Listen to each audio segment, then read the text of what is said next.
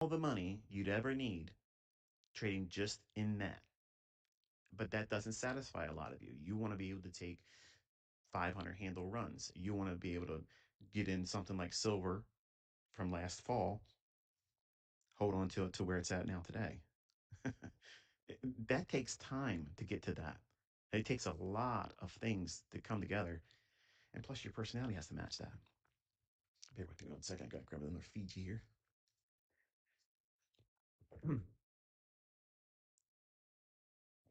But by having a defined range or dealing range that you're operating inside of, number one, it frees up the necessity for you to know where the next big run's going to be. That's not important when you first start. What you're learning is to define where price can stay inside the lines. Okay.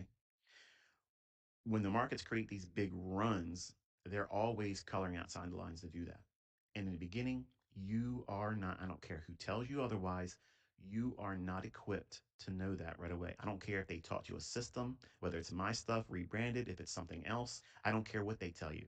Okay. I'm telling you the truth. This is the honesty that everybody should be telling you. If you're brand new, you need to get this out of your head that you're going to know how to find the big moves all the time. It's not going to happen. In fact, you're going to get slammed upside the head like a brick. And it's going to be like, where did that come from?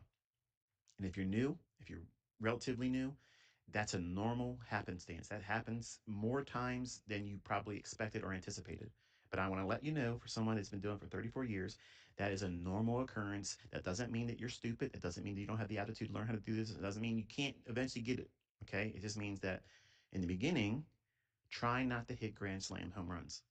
You just need base hits. Okay. Base hits, I promise you, base hits make millionaires. A couple of prompts in, and I had a working checkout. No off-the-shelf system could give us what I built with Base 40. I'll say it again. Base hits make millionaires. You know, the people that don't have to go to work, like I'm sitting around here talking to you today on a normal work day, 9 to 5 or type kind of time of day. I'm sitting here for free talking to you, instilling into you what over 3 decades of experience has taught me. What's a base hit? Buying that inversion fair value gap and just getting out at that high right there. But that's not really a lot of. If that's what you're thinking, you already are showcasing you are not ready to learn. You know better. If you know better, don't watch anybody else's stuff and let me be the top of that list. Don't come back and watch anything from me. Because if you know how you should be taught, you're the teacher. Teach yourself and see how far you get with it. And I mean that. I don't mean that to be condescending because you need to feel the pain of being wrong about yourself and discover you aren't so hot shit as much as you think you are.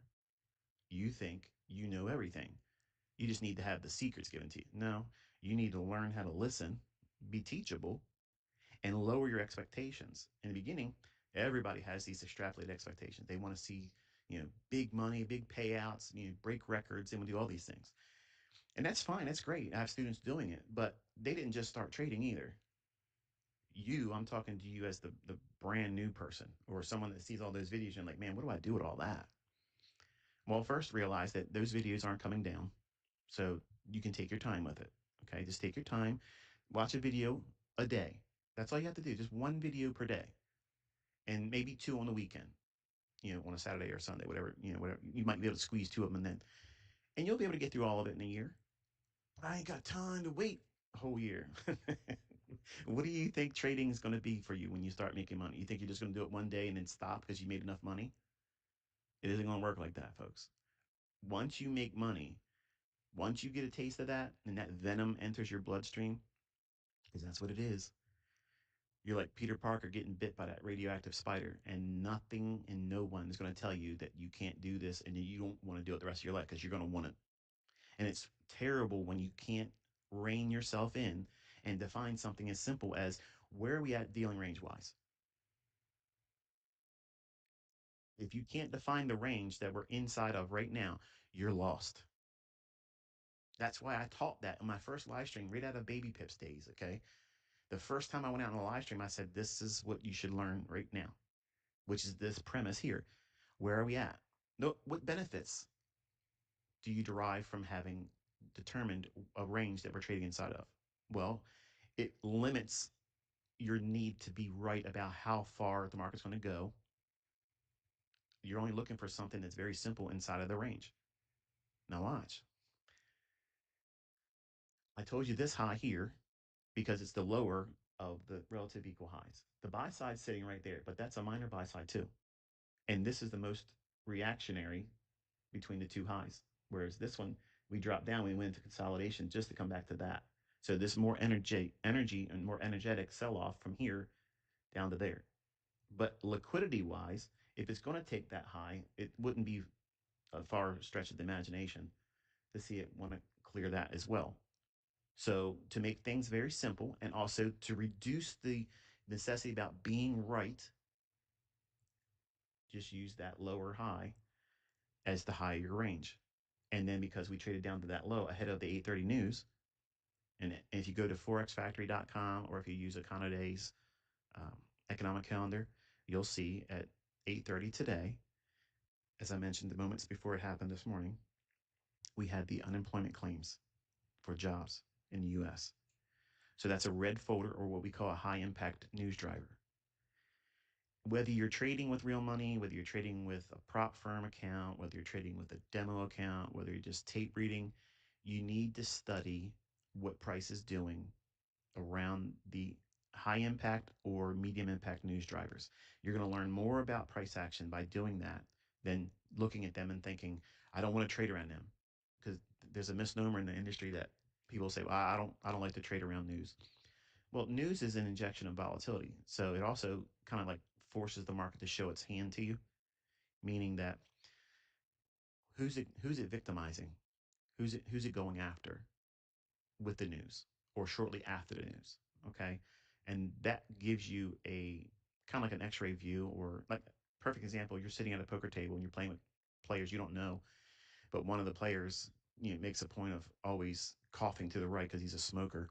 And when he coughs, his hand is flashing to you. Now he doesn't know he's doing that, but now you just saw that he's holding a hand that you don't want to go up against. So now you can fold and save yourself the pain because he's probably waiting for the pot to build up, leading them on. Well, the market does that kind of thing around the high impact or medium impact news drivers. And 8:30, whether there's news there or not on the calendar, always is an algorithmic time to anticipate some kind of a measurable price run. So by having that determined, that this is when you want to be watching price action, you'll see these signatures. That means these things that repeat over and over and over again. They're not patterns, they're signatures, things that generally repeat. That means it runs for liquidity or it runs for inefficiency above and below the marketplace. That's it. That's all that's going on, folks. That's it. That's all that's going on. It is not your buying and selling pressure. Okay, it's not your indicators. It's not these things that you put on your chart that look like bubbles and whatnot. It's none of those things. It's going to inefficiencies or it's going to liquidity. I mapped out in the range that I defined for you here. That was the high of the range. That was the low. I said there was a minor buy side here, and then this inefficiency right here, and I taught you that PD array, which is two civvies connected with a volume and bounce in the middle. So you have to do the entire thing. It trades right up to it, bumps the bottom of it. And I said we had to watch and see because why? If you look at the high to that low, that's in the upper quadrant or OTE, optimal trade entry. So you have to see if it can go up there and trade into it. And if it does, we wait for it to trade the upper half and then stay outside the lower half. And then you would expect it to run higher. But it didn't even do that, did it? Where did it trade to? Right to the low of it. And now we're seeing what? Sensitivity. It trades from the low. Why is it so sharp selling off? Because we had the inability to get to this eighth on the opening range gap from yesterday's regular trading hours opening range gap. So it hit the low of it, had no interest at all putting a body inside the range, traded lower, broke through another eighth down to another eighth. Liquidity is resting right below here with a eighth level down here on what is that price? 26,144 quarter. Taxes was feeling unwelcome. Now Taxes is an open door to new TurboTax stores. Meet our experts. They do your taxes, so you can walk out with confidence. Now this is Taxes.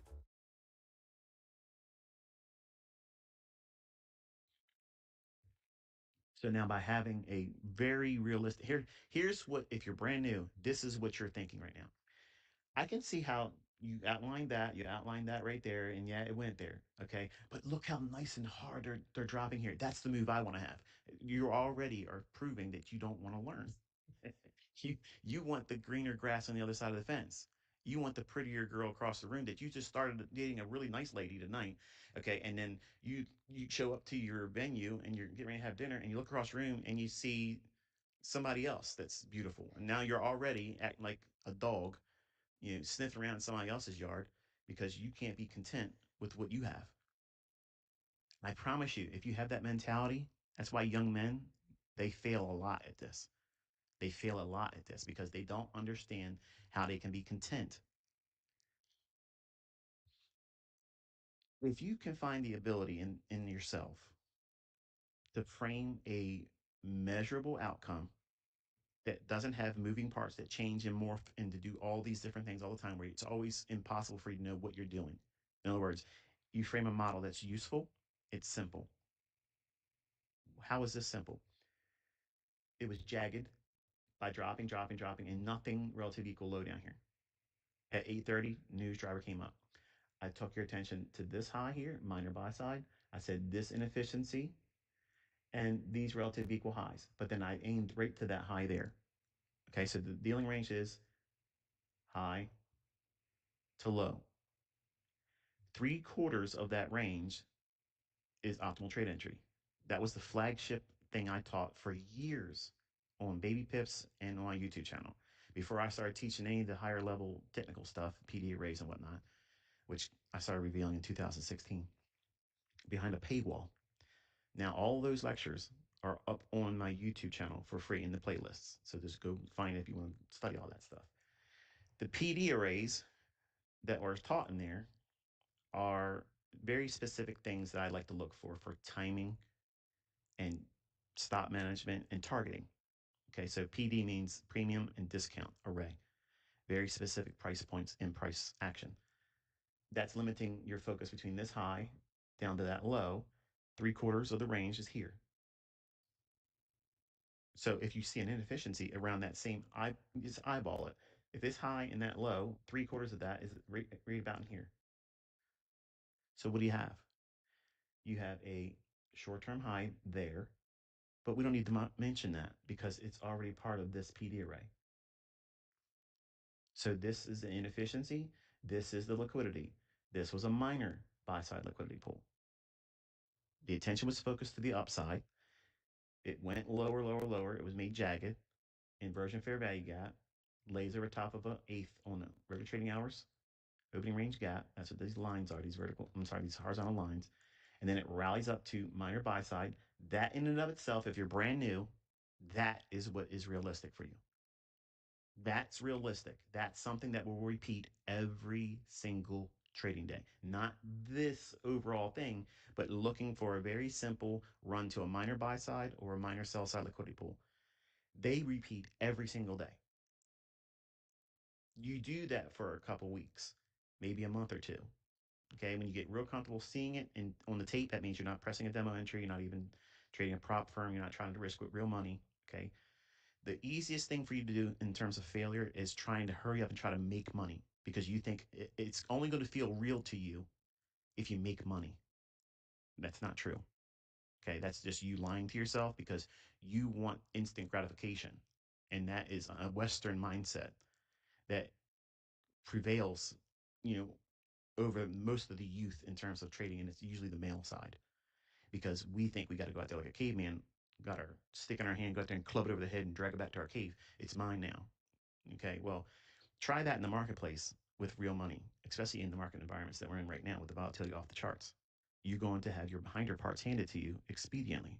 So to avoid that as an educator, when I tell you to look for very simple, small price runs that are predictable, little cookie cutters where you can take this little cookie cutter. Cookie cutter is the market's in a discount. The nearest premium liquidity is that high right here, which is what I outlined to you. And then I said the next one is here, but that's inefficiency. It's not liquidity, it's inefficiency. But above that short term high here, that is liquidity. and it did both. Bump, hit that, and that was it. But we did not see any exploration into that inefficiency on the upside. It just touched the low of it here and then gave up the ghost, went lower. The instant fix for snorers without touching their nose.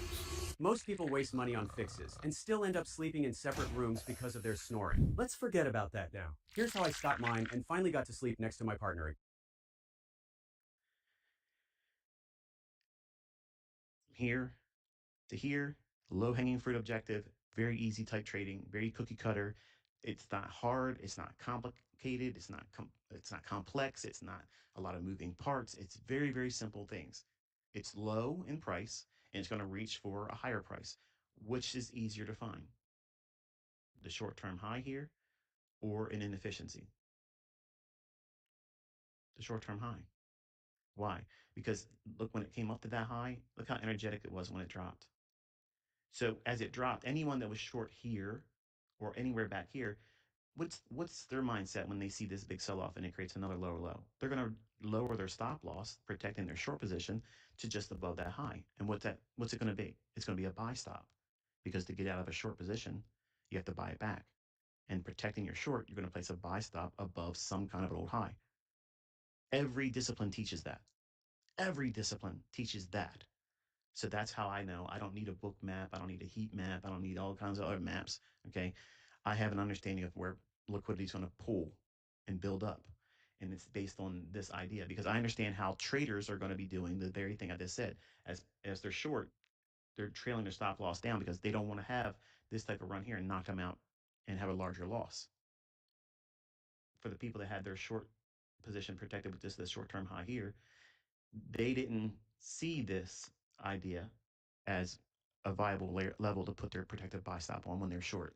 They were thinking it's probably too close, give it some room. So they kept their stop up here. I outlined to you when we first started the stream that it's jagged down here. Here's your relative equal highs. I like that as a draw. Staying inside the range, needing it not to trade there. Go back and listen to these things, folks, because there's going to be assholes on the internet and say, look, it didn't even go up there. He said, but you're omitting all the things I actually said. You don't need it to trade there. That was the whole time. The whole time of me talking here is for brand new students, for someone that is struggling. They've been watching my videos. They just don't know what to do. Like, what do I do? Like, what should I be doing? Where do I start? This is how you start. You don't need to watch videos to do this. This is something you just do every single day. Every single day, do these types of things. Look where the market's jagged and where it's left smooth levels. Wait to a time of like 8:30 and 9:30. They're starting points. Okay, imagine a race. Everybody lines up. Everybody's lined up at the beginning of the start race. Boom, the gun goes off. Everybody starts running. That's what happens at 8:30. The same thing happens at 9:30. And at 3 o'clock, the race has been ran all day long. And then you wait and you see which one's the strongest one that finishes the best. And there's a flurry of little action that goes in the last hour trading, 3 o'clock and the 4 o'clock closing. That's the simplest way of describing what goes on in the marketplace every single day. You don't have to have a whole lot of things out of my toolbox. You don't need a lot of that stuff, but you do need to know when prices generally create some kind of volatility and where it runs. Not directionally yet. You're going to learn that, but when it starts to run, that's 8:30 and 9:30. Okay, so because of those opening times, one's related to the news, which is 8:30. Whether there's any news event on the economic calendar or not, 8:30 in the morning Eastern time always is a time where the market will. It's like you'll be surprised if you start studying it. When there's no news on the economic calendar, all of a sudden it creates these runs exactly at 8:30. But they're going to tell you there's no algorithm. it's hilarious. But anyway, buying here and getting out here, that's the lowest hanging fruit, easy objective. Just get in there and do those every single day. Find the smallest little price run from one point of entry to a pool of liquidity or an inefficiency. Now, an inefficiency in here would be like this. Okay. But if it's going to go from here to here, that's not really not, it doesn't do it for me. Like if it's going to run from here, it's going to run to this short-term high, which is why I told you in the stream before it went there, there's a minor buy side there. And then I like this inefficiency here. And it need not even trade up to the relative equal highs because this is 3/4 of the run from low to high. Okay. So 3/4 of that run is this. And by having an expectation of, let's say you had 3 micros on, and that's what you should be trading with, a micro, not a mini. There's too much volatility in the marketplace right now. And if you think that you only can do, there you go, trading down to the lower eighth right there, and that liquidity now. So if you think you have to trade a mini or it's not worth your time, again, you're doing it wrong. If you can't respect the measure of risk the market's having right now and the level of manipulation and holding it in a very large range on the daily chart, you're asking to fail quickly. Like you're going to fail quick. And 1 micro will teach you everything you need to learn, and you can make money with 1 micro. 1 micro contract in the hands of someone that knows what they're doing. I don't care where you are in the work field, okay? Unless you are running your own company, because that changes things, okay? But even a surgeon's salary, you can make a surgeon's salary with 1 micro contract a year. Doesn't sound right, does it? Doesn't sound like it can't be. It's not plausible. It can't be like it. But yet it is. See, you think you have to have a lot of contracts on because you want that real fast payout. Otherwise, you're not satisfied. Or otherwise, you're not successful. Otherwise, you're not doing as good as the next guys or gals on the internet. But you're looking at price, as I mentioned this morning. It hit me because I'm reading other people's posts, and they're not necessarily my students. I like just tapping into other people's retail mindset and how they teach their followers and what they spout out, which is bullshit, basically. Right now, as you watch this, your brain is being hijacked. You think you're in control. But there's a backdoor to your mind that 99% of people don't know exists. In 1914, a discovery was made that should have stayed buried. The hidden switches that control human behavior were exposed. By having so much emphasis on being loved, which I could care less if you like me. That's why I remain polarized, because I know I'm not going to make everyone happy, and that's in fact how I grew. I was divisive. I was the Moses, okay, in trading, like Tom Hugard referred to me as. I divide my audience because I want you to be critically thinking about what I'm teaching. Does it make sense? If it doesn't make sense, then don't bother with it. But if you're weak minded, you're going to come at me as the person, and then you fell for the trap. You're proving that you're not disciplined. You're proving that you get caught up in drama. How could you possibly be equipped to be consistently profitable, wildly profitable, if you get so derailed by something like this? It's an easy tell. I'm playing poker with all of you, and I can pull your tell out by the way I teach. And as a student, when you first come to me, you don't know what you're doing. You don't know what to do. And I'm telling you here, like I've done dozens of other times, how to start simple. Very, very simple. You only need a small little cookie cutter move, something that repeats over and over and over again. What is that? A run from an inefficiency to a liquidity pool, or from an inefficiency to a liquidity pool moving lower. Or once you learn, you can trade a liquidity pool to an inefficiency, or from one liquidity pool to another liquidity pool. That's a little bit harder in terms of trust in what you're doing. That means like trading a false breakout above an old high down to a false breakout below an old low.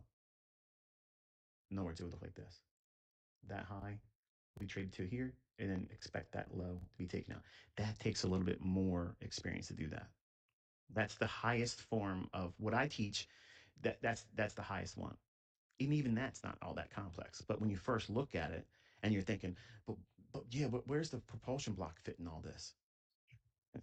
See what you're doing? You're trying to find, like when you watch Bob Ross paint, he has all kinds of paintbrushes he could reach for, but he's using a fan brush and a simple little, you know, line brush where he can do small details. Predominantly, that's what he's doing. Or he uses that big, wide brush where he's making his backgrounds and smoothing out things for the canvas. So there's only like 3 brushes he's working. But when he's done, it's like, what in the world, man? Like, where'd you get that from? He has a little picture off to the side he looks at as he's painting, and he paints that picture that he's not in his mind. I should think he was imagining it, but he's looking at a picture. So I tossed that in there for extra credit, just to let you know that I still like Bob Ross. Some of you younger cats don't even know who I'm talking about, but he's the white guy with the afro that does oil painting. But the tools that he uses, he has a lot of them. He has a huge toolbox of tools and things, but he only grabs what he needs for that function, that thing. So when you're looking at the range, you simply got to say, okay, I'm only interested in previous hour and a half, previous hour, the previous 30 minutes. Okay, if you're looking at less than 1 minute time frames, you can do this all day long. By the way, by having the range defined, as we outlined here, knowing an initial expectation of wanting to run against those individuals that were short overnight during the pre-market session, 7 o'clock, the market's dropping down.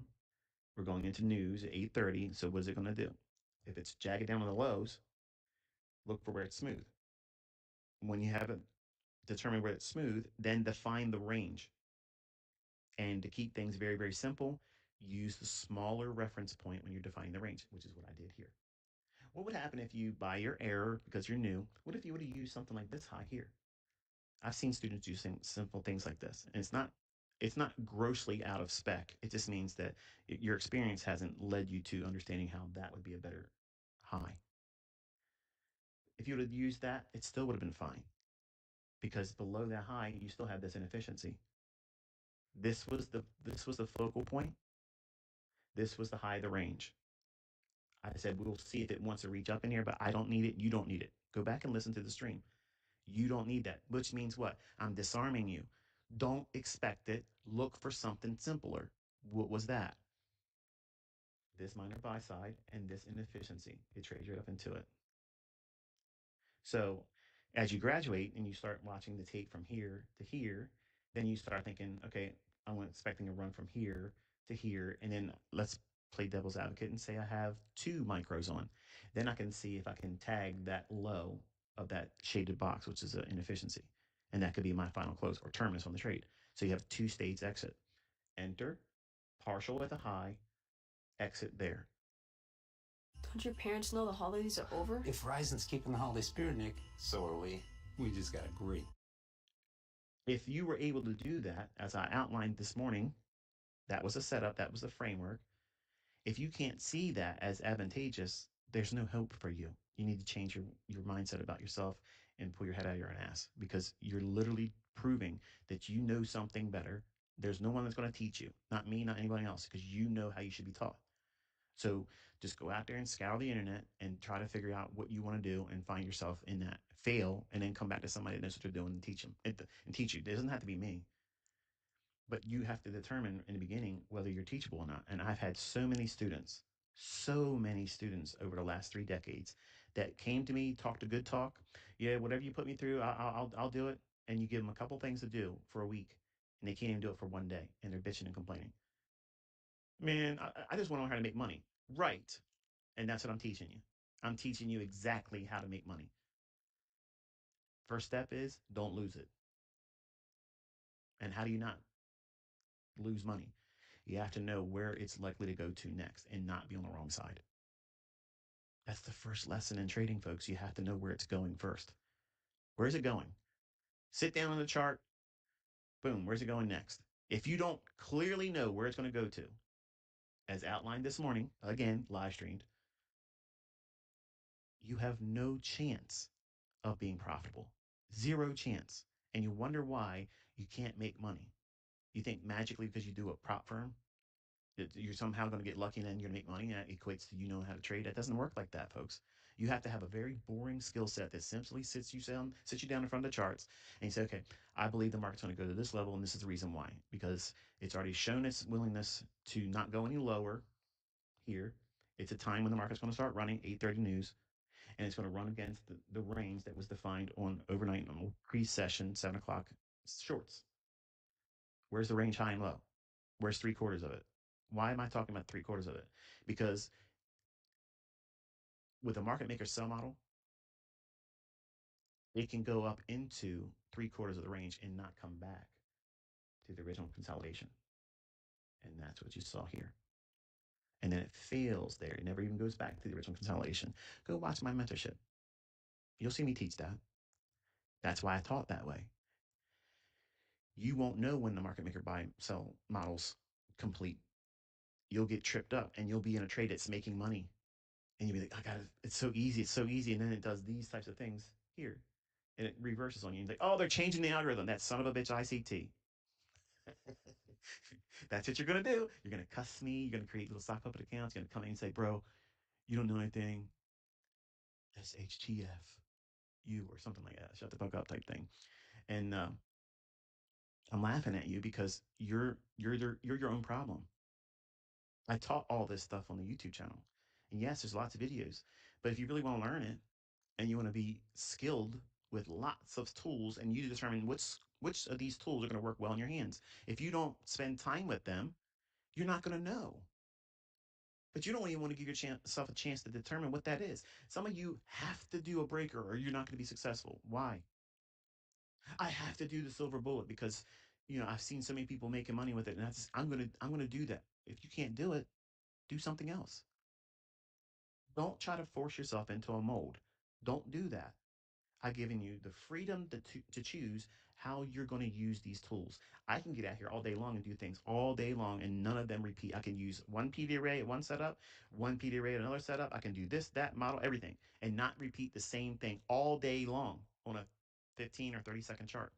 Buy and sell all day long and smoke every one of you motherfucking jackleg bitches out there that got all kinds of lip service. I would whip your fucking candy asses. But when you're learning from me, you don't want to do those types of things as much as you really, really want to. You don't want to do that with risk because you don't know what you're doing. You can't replicate that. So you start simple, very, very simple things. Look for where you're at in terms of the range. Look for very simplistic entry models, not a lot of moving parts, very simple things. Jagged time when the market's going to do what? It's going to run against positions because it's an 8:30 opening. Whether it's news on the calendar or not, it's going to do it. At 9:30, it's going to do the same thing. Okay, it's a mechanism that it does it. So, give me 1 second here. The idea of determining your range gives you a Why waste another summer not loving your body? With Base 44, we turned that question into a successful business. A woman has an average of 80 summers in her life. Our brand is about enjoying every single one. We want women to feel secure in their own bodies and to celebrate themselves. We got an opportunity for a pop-up. And we needed a POS fast. Every system we looked at was too complex or didn't offer what we needed. Eitan had the best idea ever. We thought that maybe we can do it with Base. I spent one evening working on Base, building it layer by a canvas, like Bob Ross, the painter. The canvas was this high to that low. So what am I going to do? I'm going to paint a masterpiece and tell you where the market's going to draw to. It's going to go up, and to what levels. That inefficiency. And it hit it perfectly and then sold off. So now we're below here. Now the range is now defined to this. And we're getting ready to go to 9:30 opening. And if you give me a moment, I have to go grab my power cord because I usually leave the battery as my time. When the battery starts to tell me it's low, then I usually close the conversation or whatnot. But there we go. We just pierced a little bit lower. Give me 1 second. Let me get my power.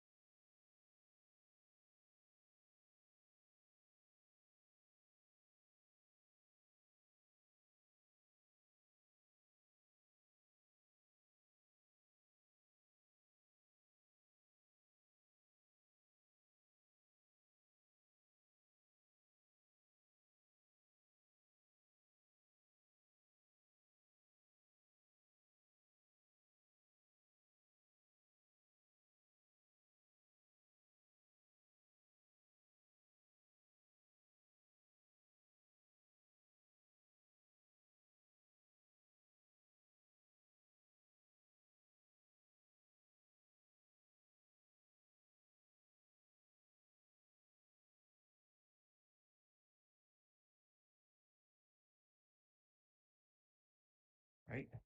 You guys can, if you guys can hear me, I just muted my microphone. I don't know if I can be heard again yet.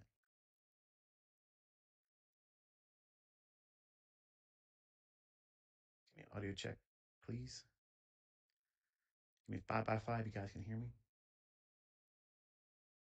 30 seconds to opening bell.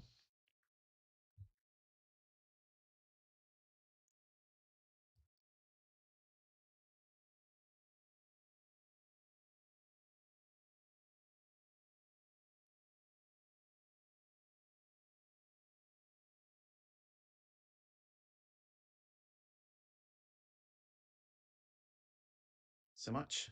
All right, so here's where we have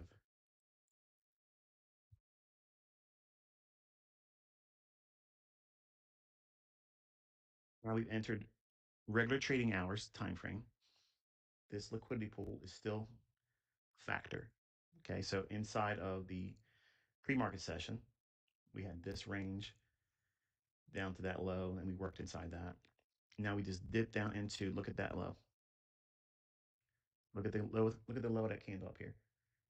26, 122 and a half. That's exactly the price level here. That's referenced from yesterday's regular trading hours opening range gap. Okay. All you guys out there trying to pick a fight with me and doing so much harm to your own brand, listen to what I'm teaching. It will make your shit work. It'll make it better. Okay. It makes it more precise. I'm teaching all of you. Okay. I don't care if you like me, but you're wasting so much time and energy, trying to do things that if your brand was good, if your stuff was good, you wouldn't need to talk about anybody else. It would sell itself like I did. No advertising. So let's go over to regular trading hours view. Okay. And this is the gap that's running the close in. Here is the 9:30 opening. That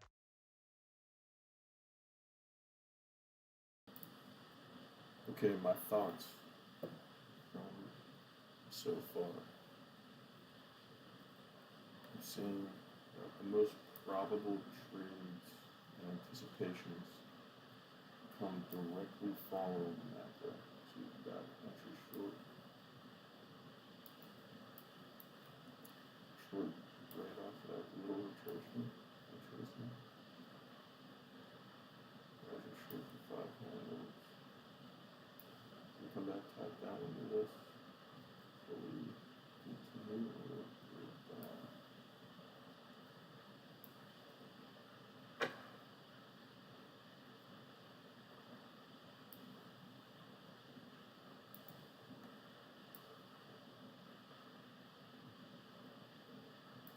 the macro is when the market tips its hand. So does that break back, comes up, respects this first presentation, continues higher. 30.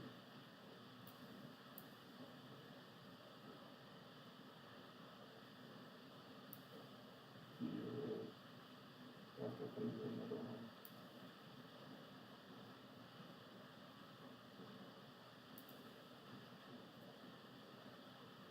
Back down to the video, shoot 9.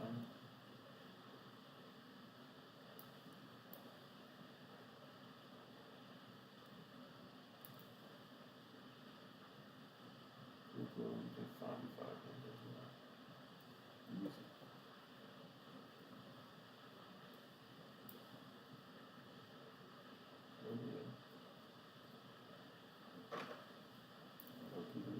Insight on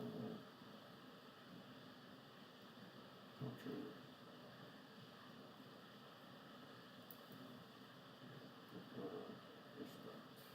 5 handles.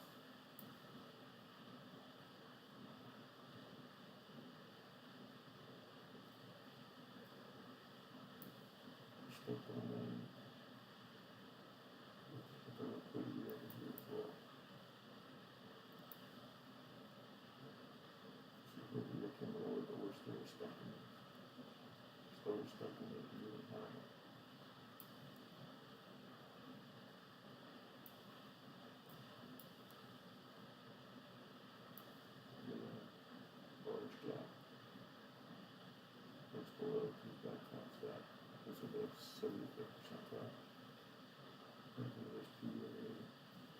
look at the lower the it's going to reference a Pediatric macro. From there, it shows you what sort of direction you should be looking at. We typically we respecting Pediatric to the opposite direction for one premium that per discount at that current time. I'm going to be thinking about all of these things.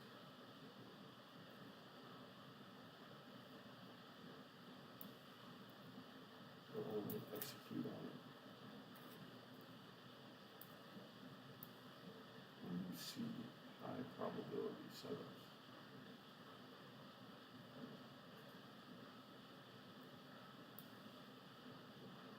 They all occur in every instance.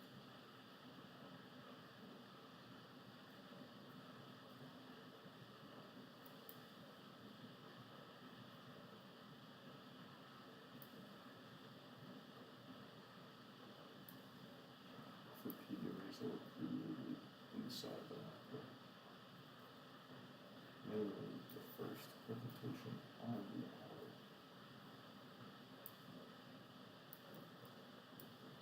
Yes, every single hour.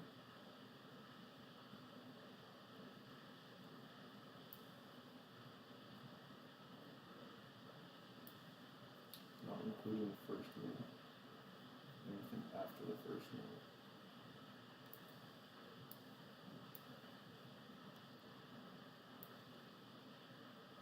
The zeroth minute on the hour can be candle 1, but it cannot be candle 2. And it cannot be candle 3. It can be candle 1.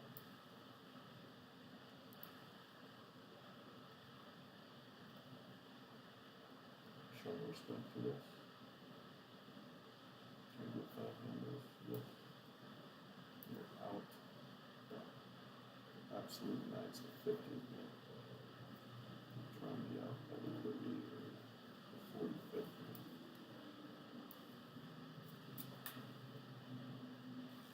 And profit. Take it.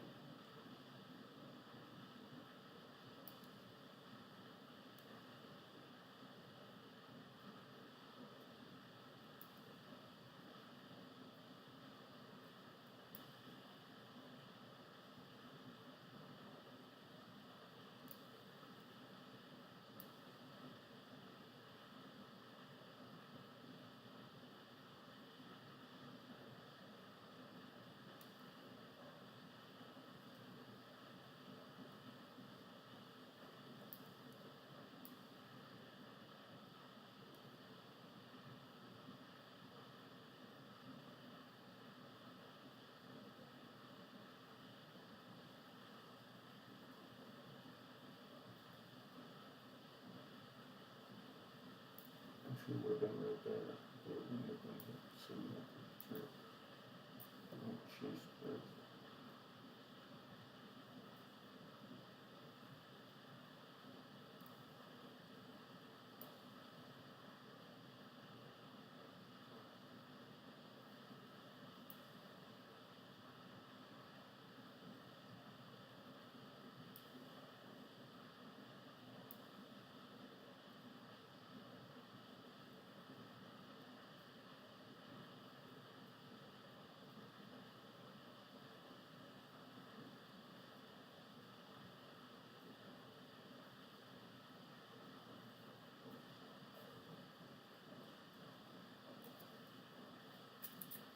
This would have been a really trade.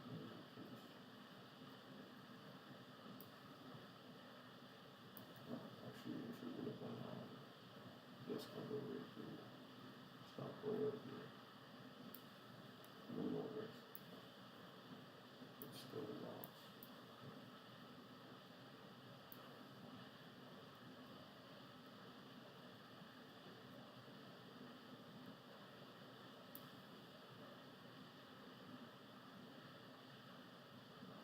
But for 5-minute higher, you have to follow in that macro.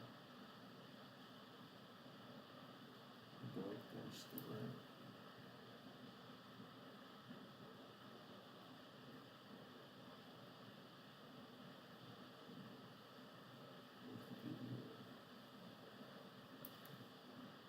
enter off of this one and target that. Stop. And then below the noise. Transaction. Sign that. That's cool.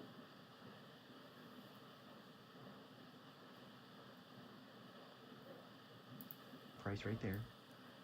So I'm gonna drop that there so you can see it. And then we have the regular trading hours settlement price on that candlestick right there. Okay, so that would be this.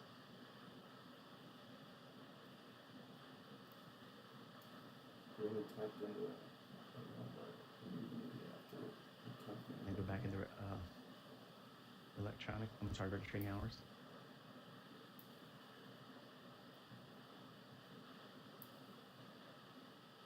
Electronic trading hours. So here's settlement from yesterday, regular trading hours. We came up into that by how much? Well, the holidays have come and gone once again, but if you've forgotten to get that special someone in your life a gift. Open to here. So there's your gradient levels. I'm going to take these off from yesterday just for a moment so you can see it. Okay. So we went up, traded into 0.375 level. So far, gave out the ghost a little bit. Remaining portion of the opening range gap is here. So they would look like this. This is what you have remaining on the day for gap closure. I don't like that color because it looks like a inversion. Illustrate that.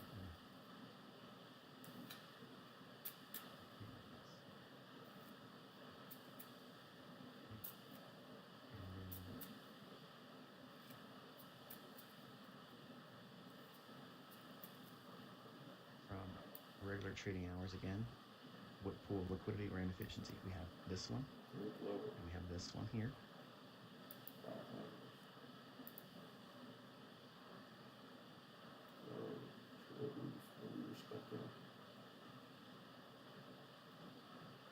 Target up there. The regular trading hours. I'm sorry, electronic trading hours. So if it continues to drop lower, I want to see sensitivity in either one of these. No initial first visit to fair value gap yet. Not trading anything like that ever. Or 830. Out. Because we're outside of the opening range, meaning that here's where we opened, and that's where we opened from. In other words, we have a discount gap opening. We're below it now, so we're in exploration. So we're inside of that first fair value gap, upper quadrant of it now.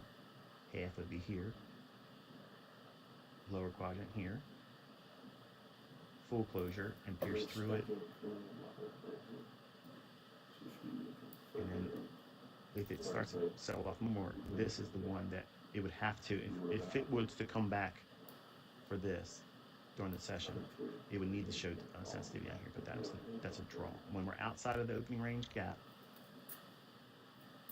as soon as we break out of that, and it doesn't need to be 15 minutes, okay?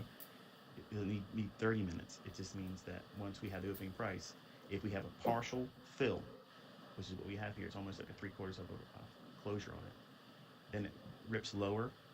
You have to anticipate it reaching for deeper discounts and simply going to regular trading hours.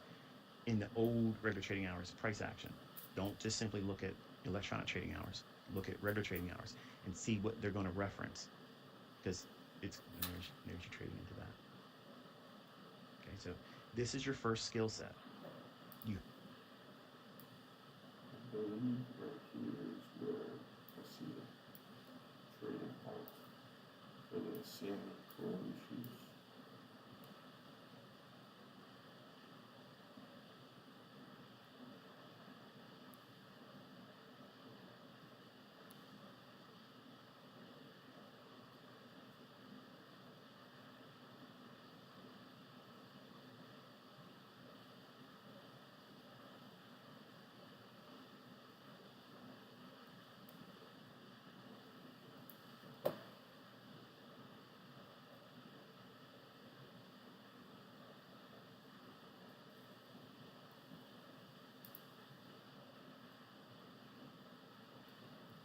little bit of lag.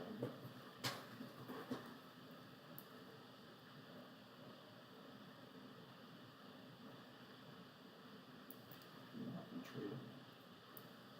There's nothing around. It's a time distortion.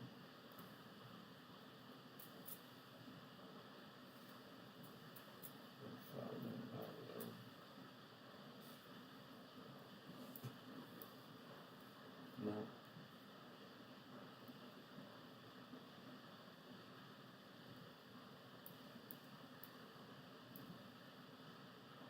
The value is 20 minute goes. Hourly highs. Here's the liquidity.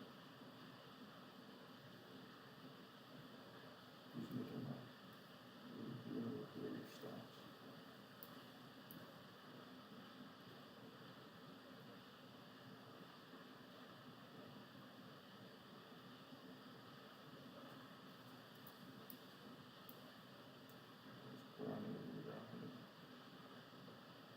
It's Thanksgiving. Maybe dream.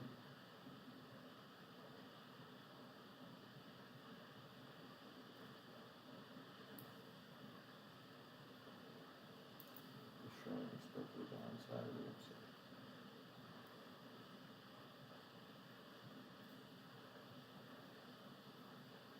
There's 500s.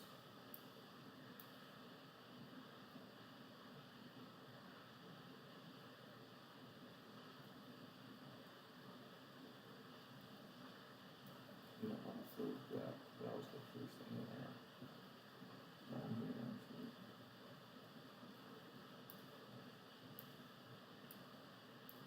Just taking a look at what hasn't been filled from that macro time.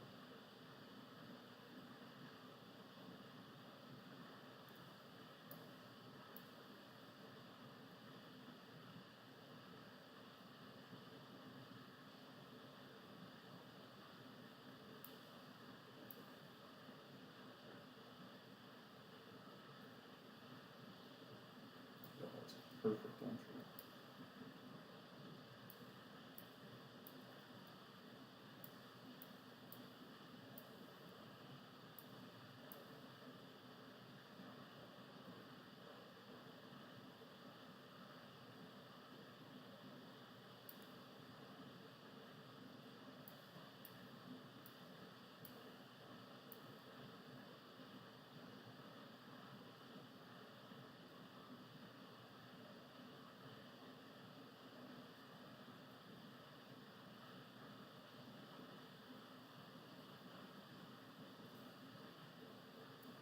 Nothing there.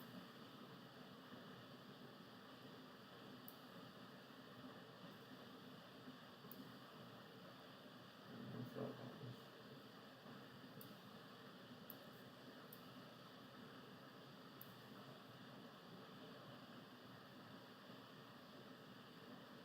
consolidation. 37 to 42, 33, 500.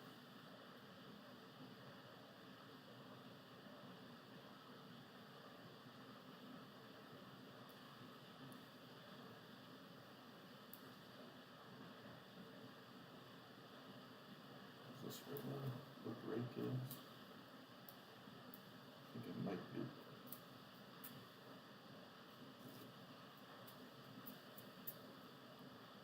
That's the open.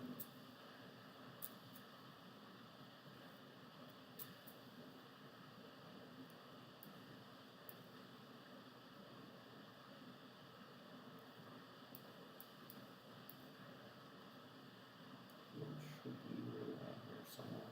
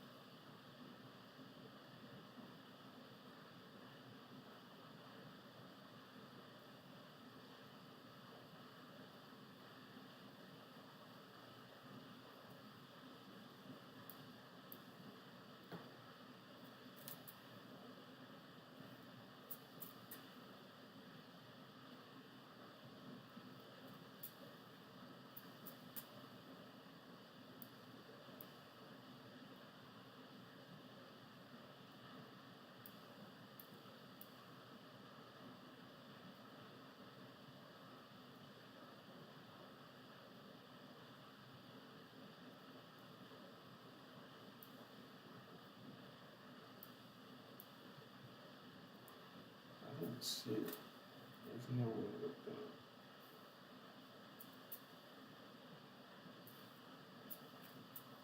put prices in unless it's coming up here yet.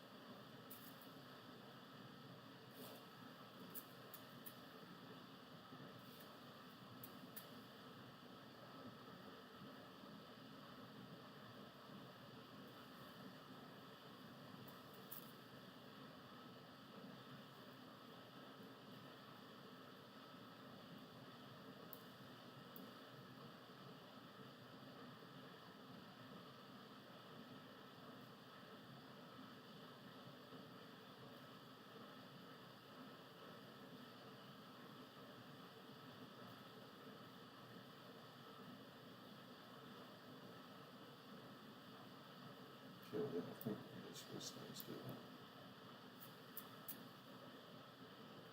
Yeah. So the halt should be somewhere.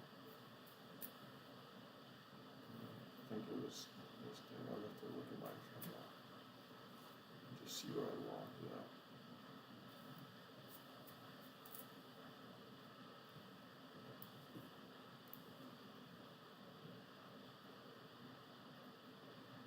There's that 5 o'clock open.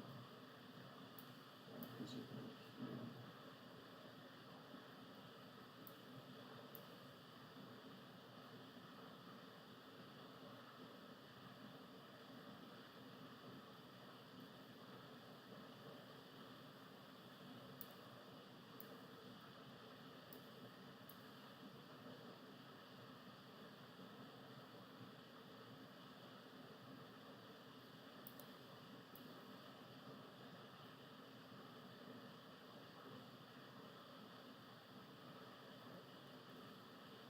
Yeah, that was the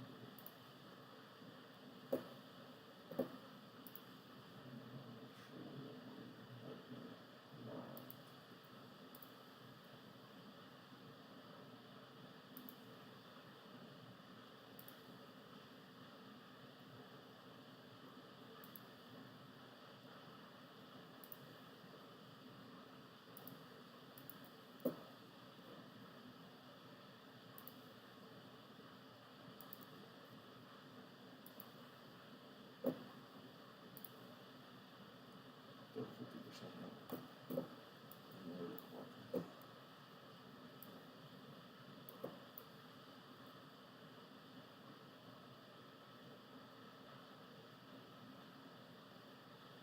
All I know is that the CLE doesn't just shut down for a cooling issue. Something happened.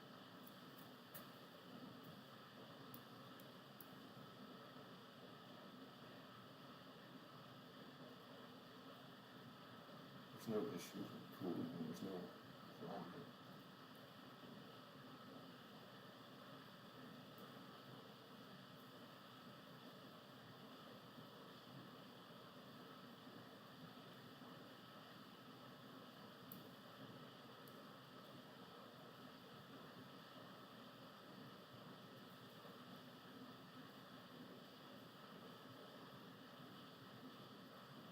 It's another early close day.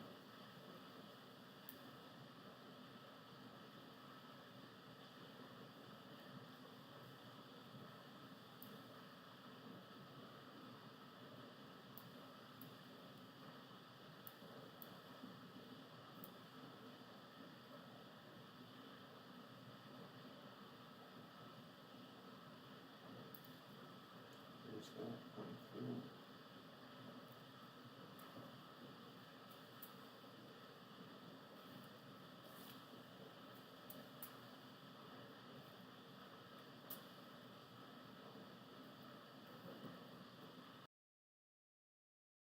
You have to know these types of things.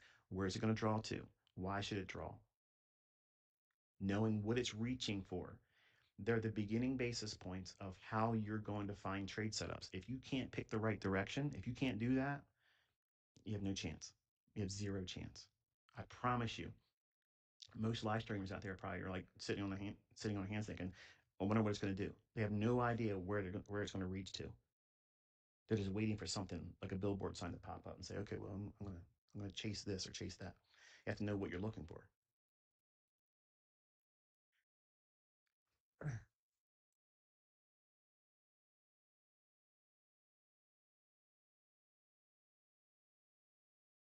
If it goes right through here on the downside and just keeps on running, I would have no interest in having this at all for the session in the morning.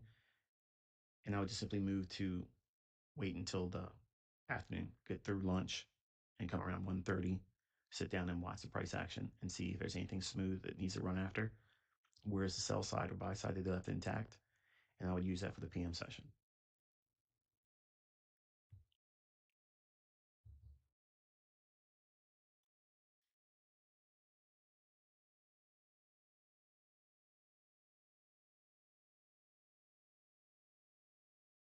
Looking at the initial run here, 9:30, 9:31 candle, bumps the high there, just enough to clear these little tweezer highs. Isn't that pretty? Right there, clips it, rejects it, comes back to the opening price here. We open, trade up to it there, sell off, then reach for the PD raise outline. But now this is really heavy. Let's go to regular trading hours again. And are you here in Pennsylvania and still relying on space heaters scattered all over your home just to stay warm? If that's the case, right below here is the liquidity for anyone that was long. That's what they're going to target. They're going to target that right there.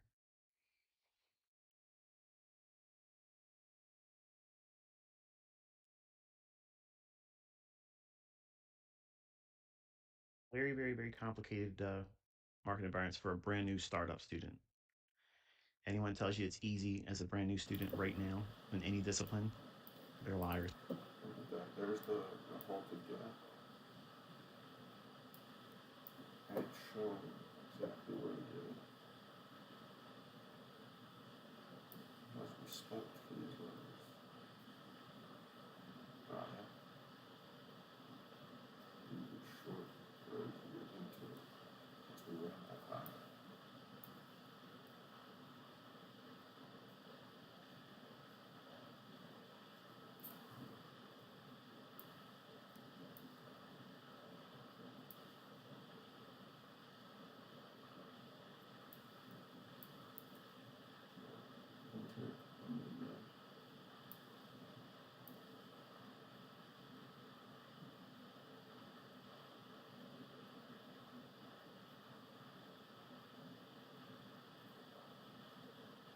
Premium sensitivity. Okay. Doesn't even want to get into that 25th percentile.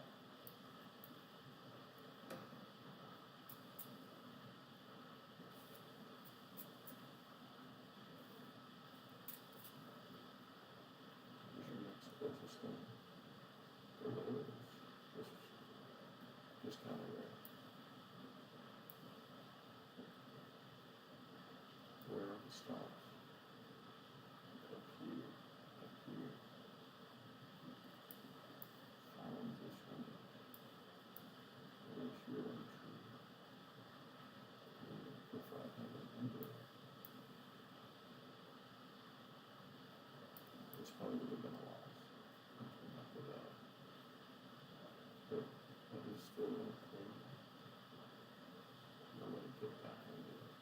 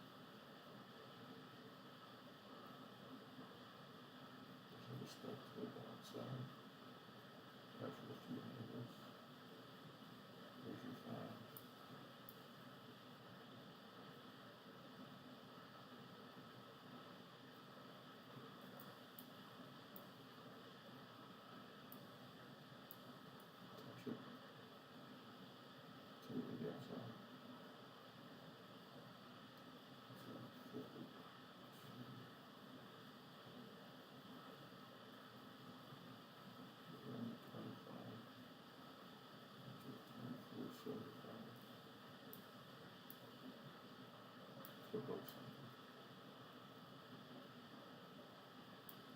Because I want to get inefficiency.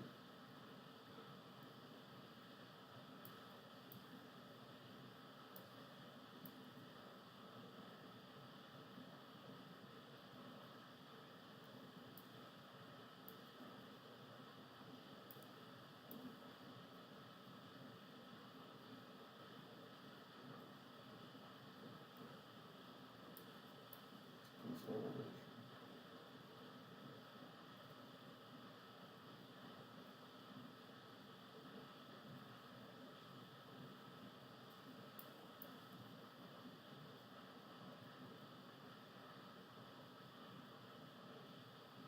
Let the macro tell you the market wants to do for the next hour.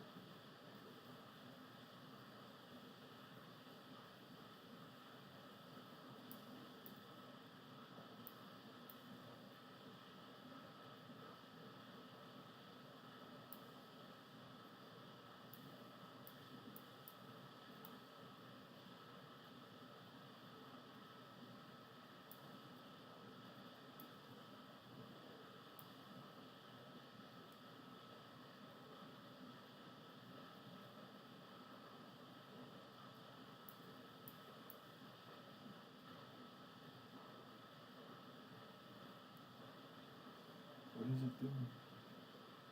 It's looking for a problem.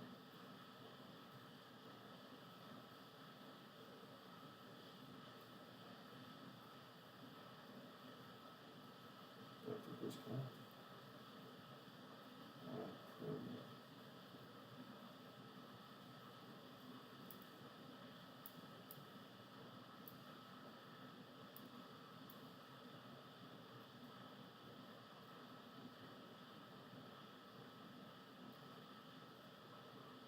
I'm in that area.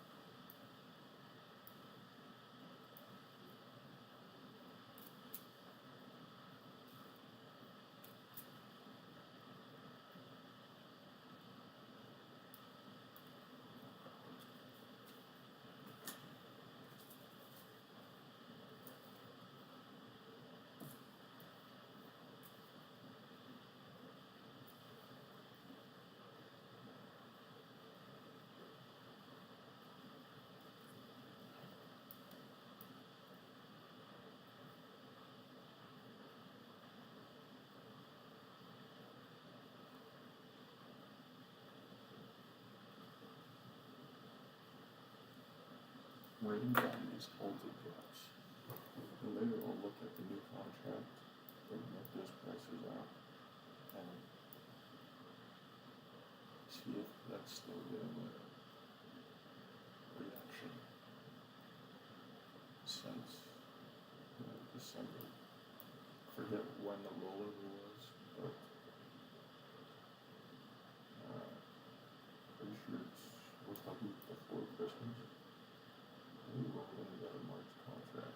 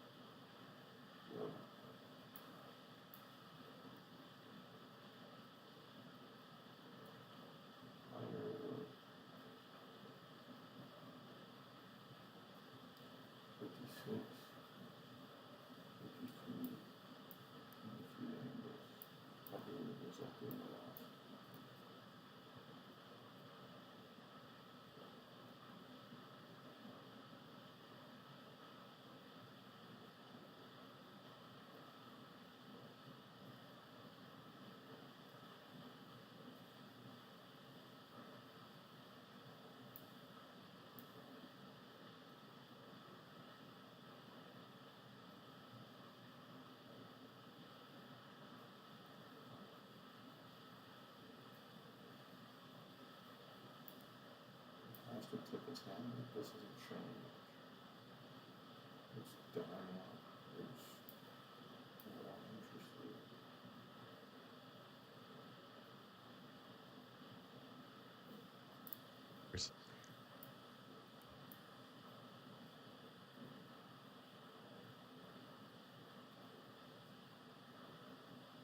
The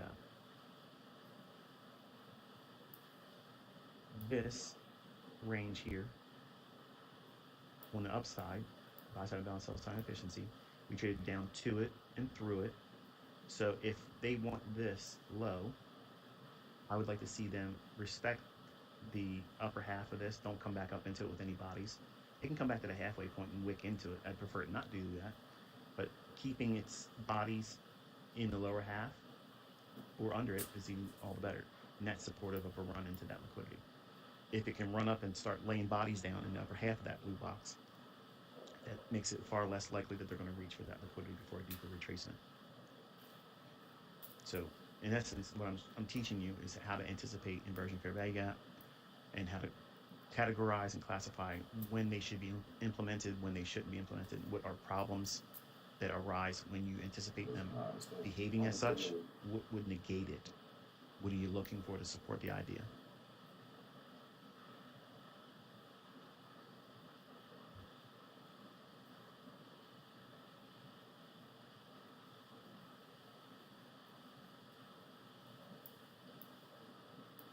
I had a guy ask me in email, do I think that the market's going to stay ugly all year?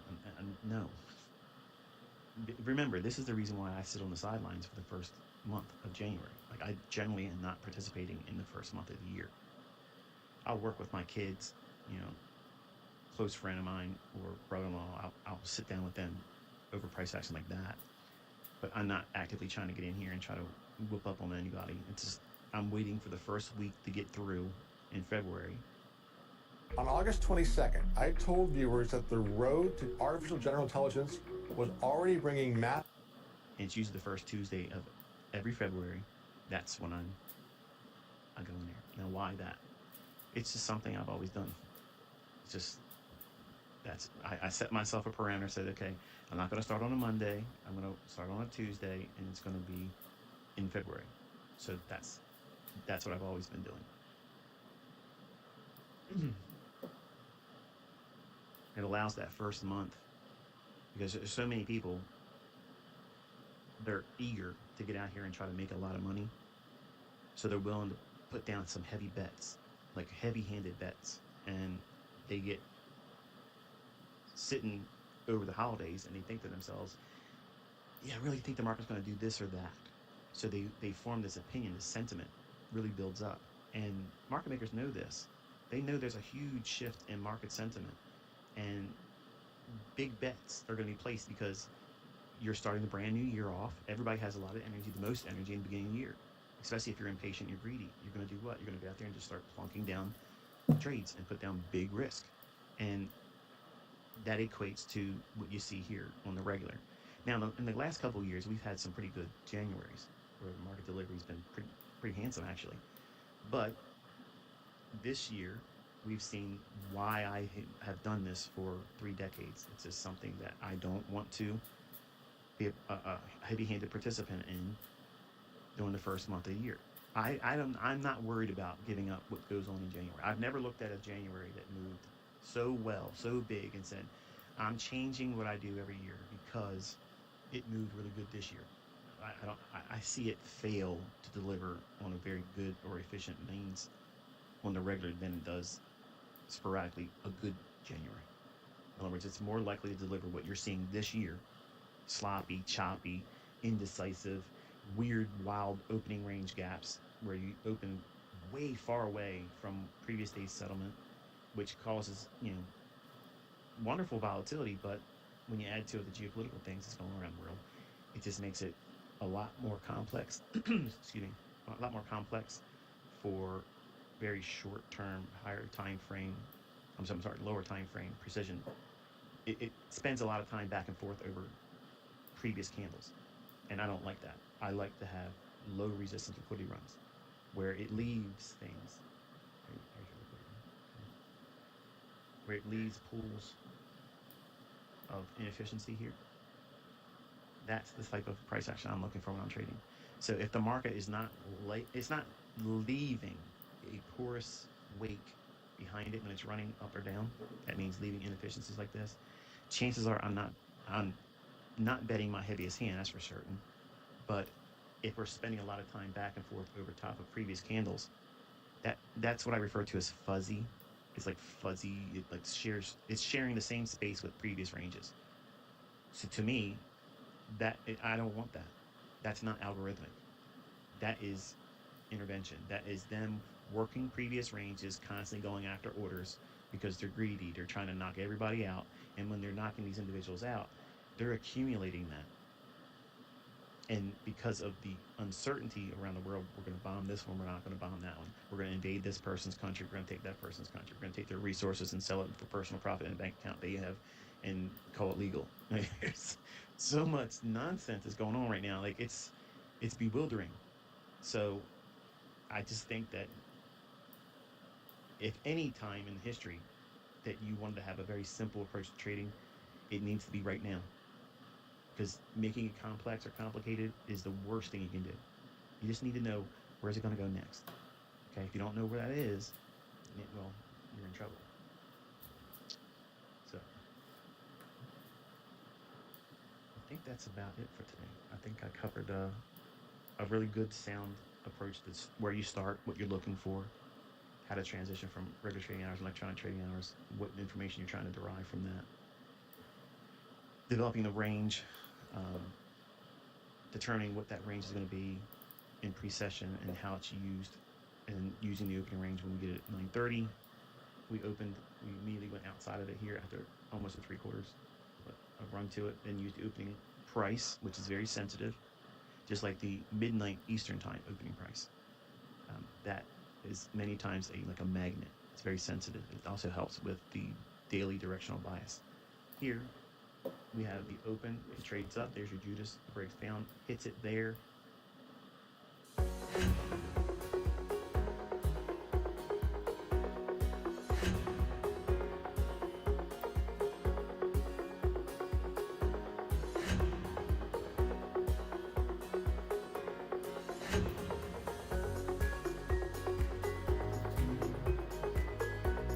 And then breaks lower. Your first presented fair value gap would be here. Yes, there's a small little gap there. I would not use that because we had this box here I highlighted. It displaced into that there. So this candlestick's low, this candlestick's high. Let me show it to you like this.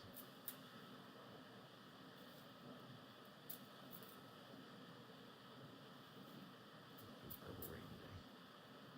That's such a good song. Don't you miss Prince? That man was a genius. 11 instruments, musician, singer. Let me see back about the guy, except that he ain't here anymore. So there's my election for first presented fair value gap, and it's because I told you the inefficiency from regular trading hours. It displaced into that, and this would be just viewed as a regular breakaway common gap. That's why I wouldn't use it, and it doesn't have that much of a range versus this one. Okay, so I taught you a whole bunch of stuff today. Told you where the market was going to go before it did it, why it would do it, and how it was going to handle it. And then there you go. There's your chart. There's your delivery. First step is this. If you can't see where it's going, why it's going there, you can't do entries. You can't place stops. You can't profit. You can't keep an account.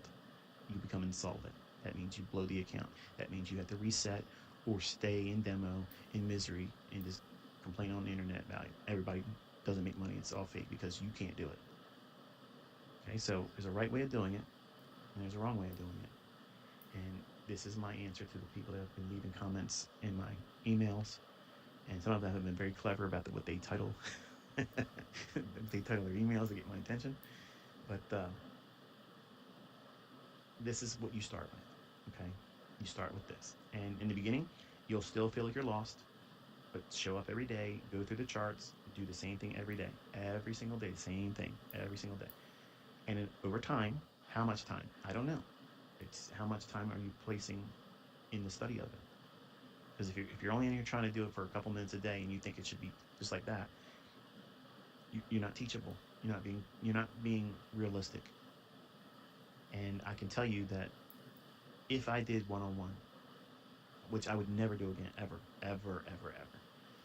The level of entitlement in today's world is crazy. But back then, when people were better, sober-minded individuals and decent folks, they would stay with me for a week, and I would work with them. And sometimes they would come off with a little aggression in the beginning, like, do you think I can make this much money by next week? I'm like, no.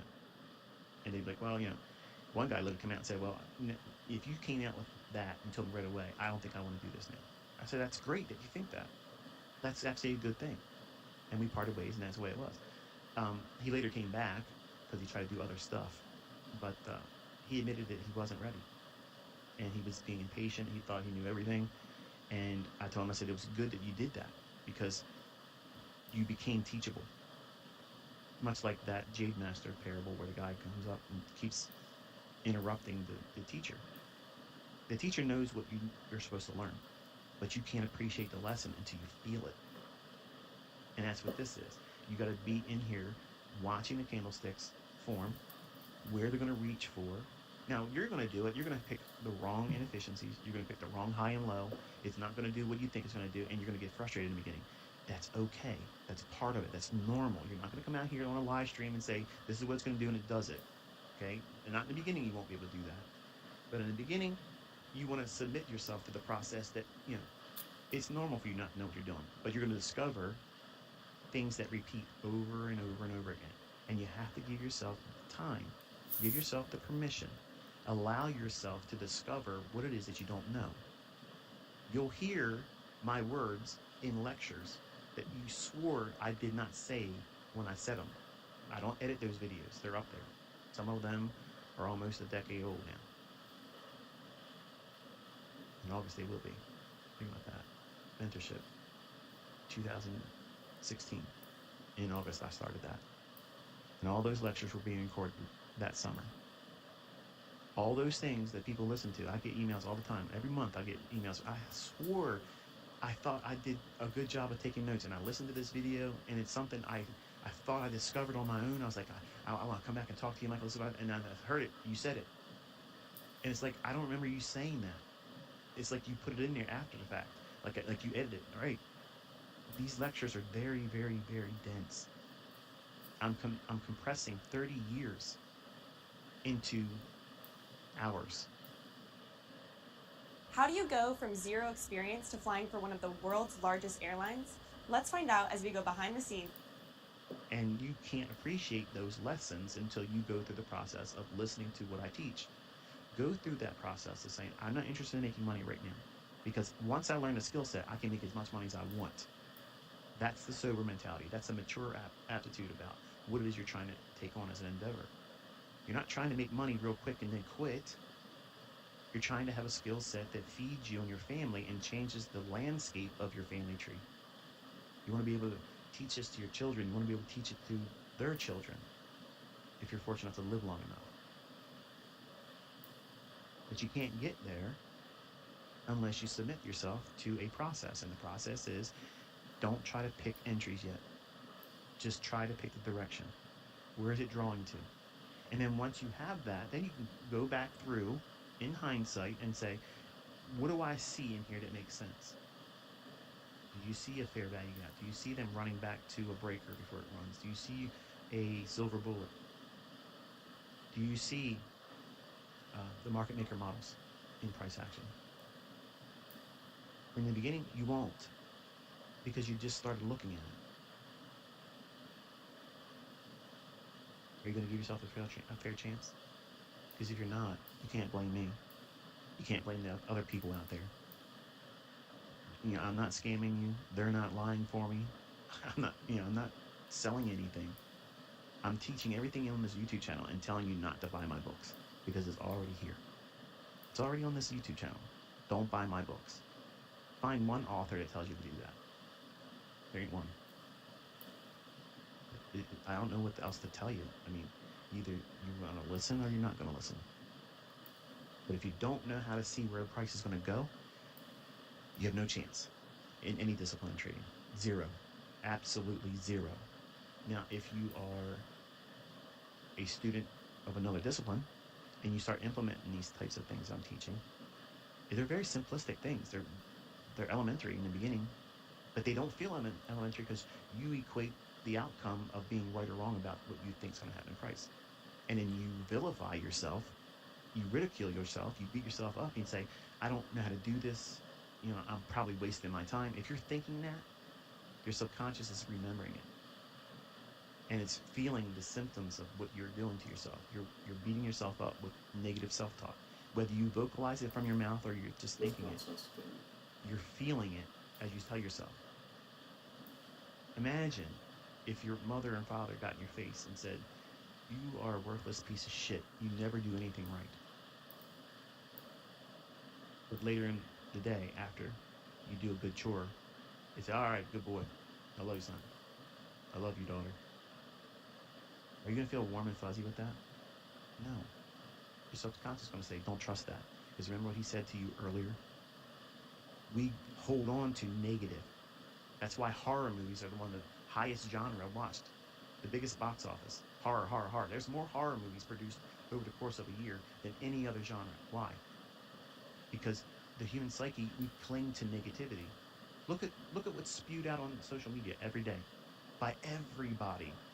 And the average person has over 300 negative thoughts enter their mind. That's the average. If you're chronic about it, it's probably double. So if you're whipping yourself up in the beginning because you think you should do it quicker, learn it faster, I'm telling you, I'm probably the oldest guy out here that's gone through all of the terrible things in the beginning. I tried to do the self-teaching. I tried to do all that stuff. I tried everybody else's stuff, okay? And I promise you, there was no troll out there ever, and never will be, that's ever been harder on me than I was on myself. And I still carry those scar tissue. I did it to myself.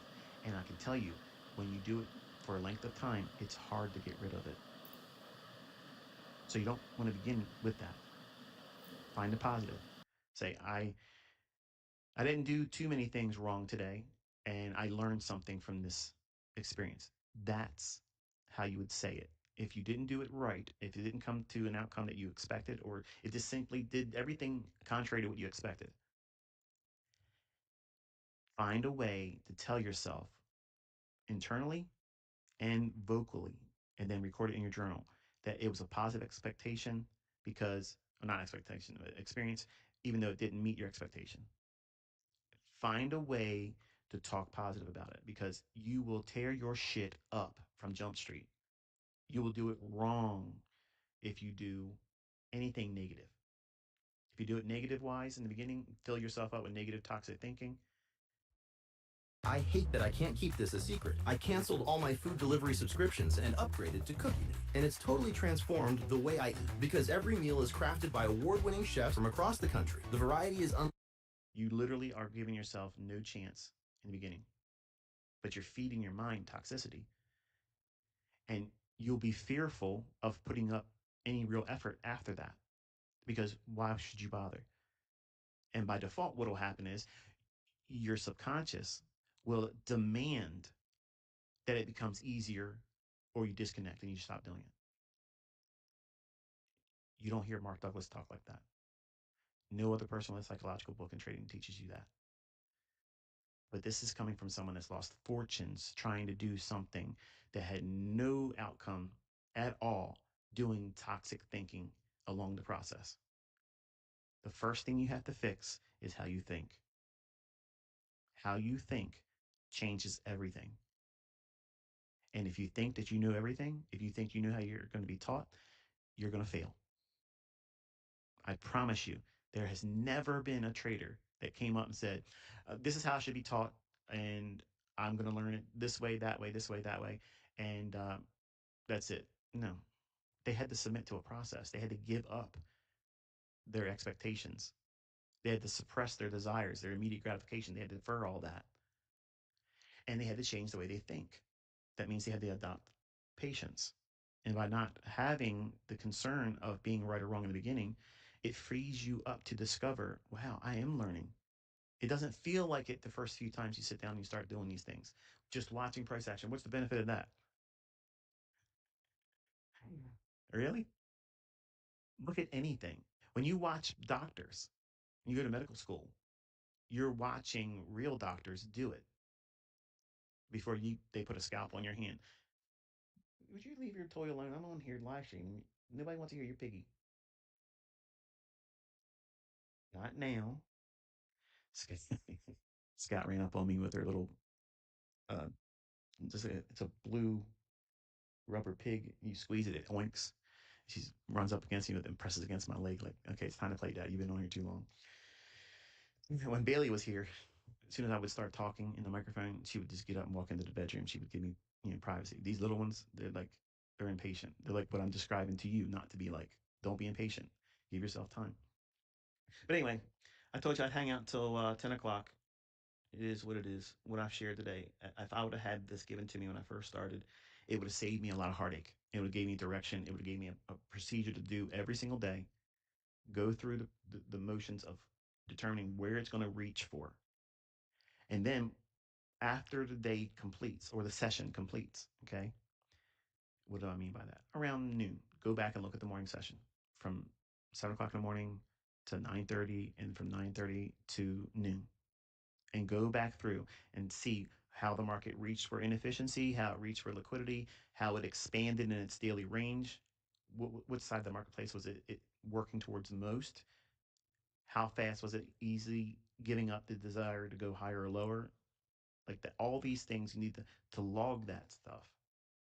And then because you're doing it every day, you're implementing a process that you don't see the benefit of in the beginning. But time doing it will yield the experience that you don't appreciate by me saying, this is how you get here. How do you know where it's going to go there next? How do you know? How did you know that? Because I submitted myself to these things. And it wasn't fun in the beginning. It was very, very boring. It was no promise of anything of usefulness at the end of it. I just submitted myself to, I'm gonna study what price does and what it's looking to do and how it does it and what does it behave like and how does it look when it does it. And then I noticed that there was repeating things. And look here and look here. And that's how it happened. And maybe he'll do the same thing for you. I believe he can do it. Do you believe it? But if you're not going to make an attempt to try to do it at all, why should he? So with that, I'm going to wish you all a very pleasant day. I'm sure I didn't tickle the fancy of most of you, but uh, for the groups that are brand new, looking for what you're supposed to do in the beginning, it's all you're doing is trying to get a feel for where it's reaching for. That's the first lesson I ever taught, and that's what you're doing now. The draw on liquidity, where should it reach? And then you fill in the gaps. Go back and look at how the PD array is formed. And then the ones that jump off the chart at you in hindsight study, not live. Some of you want the silver bullet to appear and be able to spot it right away because you understand the idea, but you don't know how to implement it real time. The instant fix for snorers without touching their nose. Most people waste money on fixes and still end up sleeping in separate rooms because of their snore. And you're getting frustrated because you can't enter a trade based on it. And you equate that as it doesn't work or you can't ever do it. And you're just simply jumping ahead of several steps. You can't do that. Okay. Just because you signed up for medical school and you have your own scalpel, they don't say, oh, look at this. Look, hey, hey, Todd, we're glad you came today. You got your scalpel on you? Yeah, grab it. Reach in your backpack right now. Grab that. Come up here and cut this guy's ass up. Because look, he needs to have something removed and it's a growth. So we're going to give you a crash course. Get out here and do your best job. Just do it. How you feel about that? You feel confident today? Come on, Todd. Come on, let's give it up for Todd. Come on. Nobody's doing that. Nobody's expecting that. But you expect that. You expect that you're going to sit down and be able to read it all. No, it's not going to happen like that. So you have to submit yourself to it. Okay. In closing, when we have the opening range from where we open at 9:30, difference between where we settled the previous day at regular trading hours, that was this line here. Okay, let me go back to regular trading hours. There's the opening. this morning at 9:30, and that's the settlement price yesterday. The close of that green candle. That's these two lines here. Okay, I'm gonna just shade it in the blue box just to highlight that, and then we'll go back to electronic trading hours. You will find that when I was teaching on opening range on indices, that when we open and we create the gap, trade up into half gap, 3/4 gap, 1/4 gap. If it breaks outside of the gap, the open, and starts to run, then you have to respect the fact that it's probably going to leave that open. And as I mentioned, I said if we go through here, then I would abandon the idea. And I said this during this live stream, by the way. If it went through here and sliced through that on a closing basis, then I would abandon this gap closure portion up here during the morning session, and it would remain heavy. And you can see that happening here. So again, I'm not trying to pat myself on the back. I'm not trying to brag, because believe me, I could be doing a whole lot of things here today and brag. That's not what I'm doing. I'm trying to teach you as if you were sitting right next to me. This is how I talk to the guys and the gals that came to me in the 90s when they spent the whole week with me. I did this the first day and watched their eyes just be like, I don't know what you're telling me to do. Right. Because it's the first time we're sitting down. And then the next day, we would sit down and say, okay, now you tell me where the settlement price is, where's the opening price at today's regular trading hours, and mark up on where's it, where's the range and where's half of it, where's the 3/4 of it, where's the lower quadrant of it. And then we watch. Do you think it's going to do a full closure of that? If it doesn't do a full closure of that, where's it going to go to next? That's what I just did here. But then the next day, the third day, when they're doing it, I'm incorporating a entry mechanism, an order block, something to that effect. Okay, selling short on a stop, so selling weakness, buying on a stop, buying strength. That was my entry mechanism for them. I was not teaching them what you're learning from me today, but directionally wise, it all stems from that same stuff. Where is it drawing to? There's your secret. That's the secret ingredient. Where is it drawing to? If you know that, you can trade retail concepts if you get the draw right. Think about what I just said there. If you know where the market's going, you can trade any old thing. Flip a quarter, put a realistic stop loss on it, okay, and there it is. Look at it. Opening price hits it and never came back. Never came back. So, barring some crazy sell off where it just doesn't want to come back at all and it just melts today, I would expect, you know, gravitating back into this eventually before um, the close of the week. That doesn't mean it gets to that level, but gravitating back to first percent to fair value gap, because they're a magnet. They're like new week opening gaps. They're like new day opening gaps.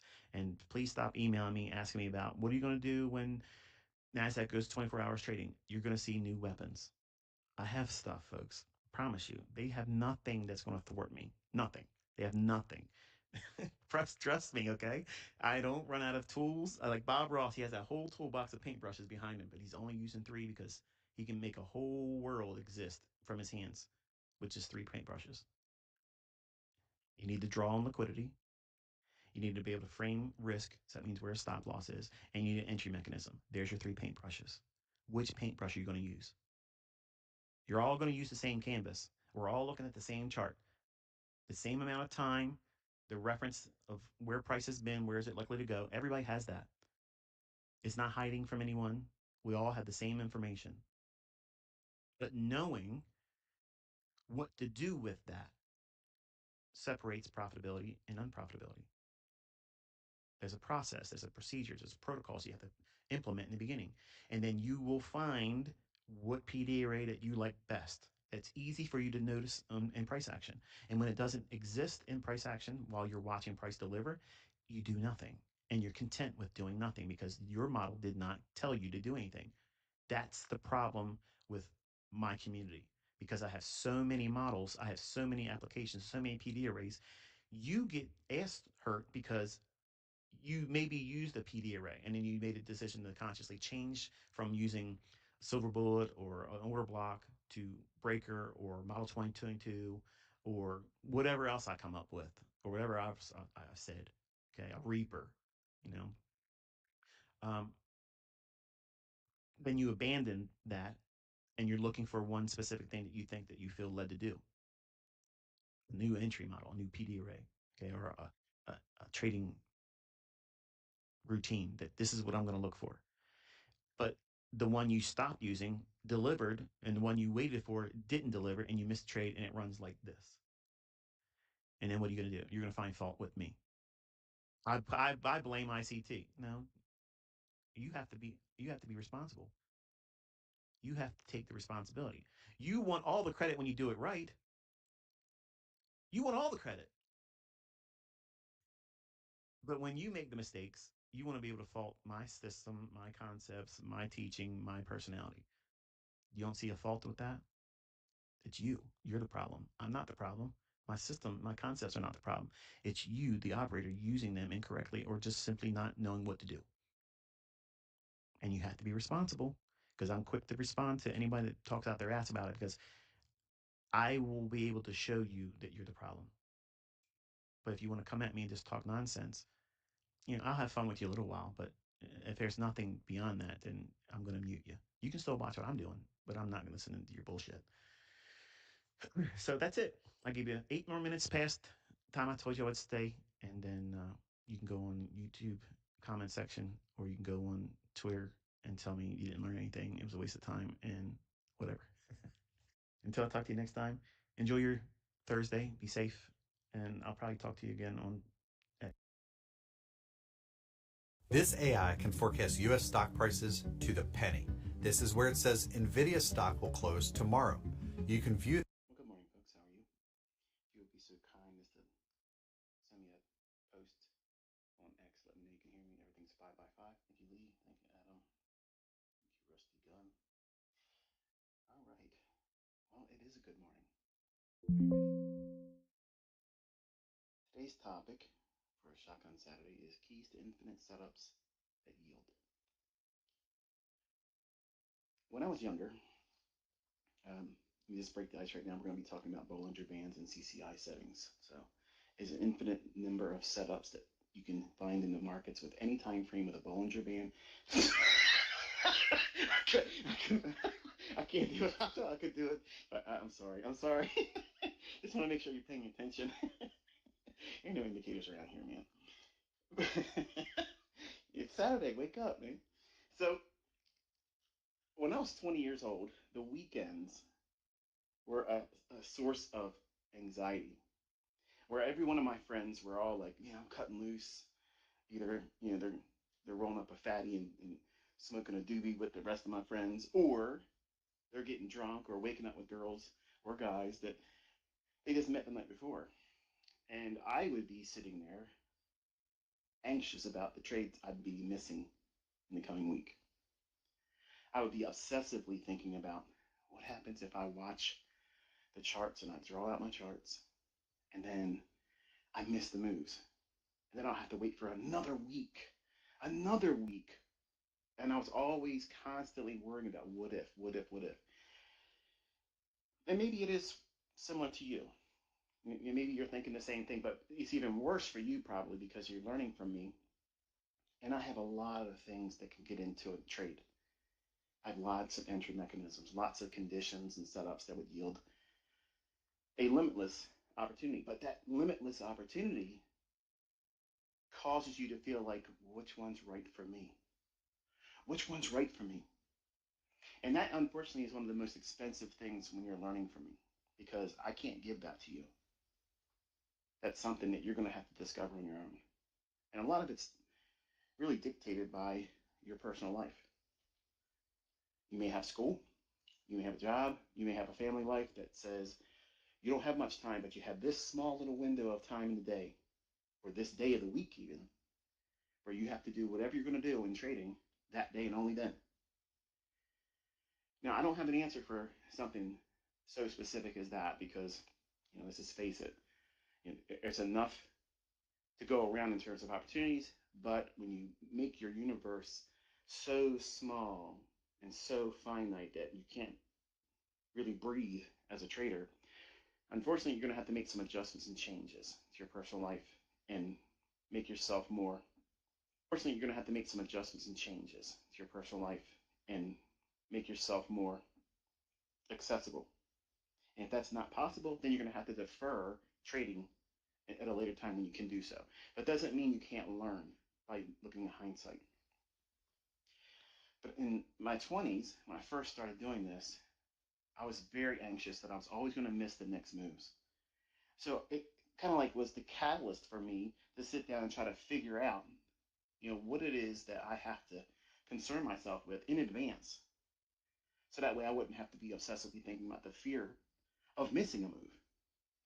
But little did I know, I didn't even understand what constituted a setup that would realistically form, because I was at the delivery of whatever indicator I was using at the time.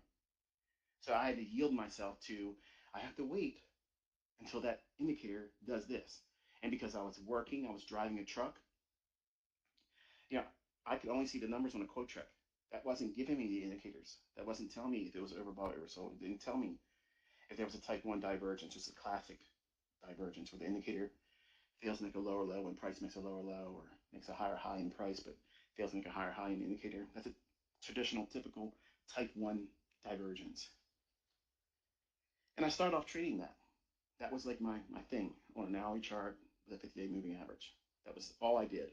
And when the markets are going up predominantly, and you're taking oversold conditions like that, it's pretty much a no-brainer.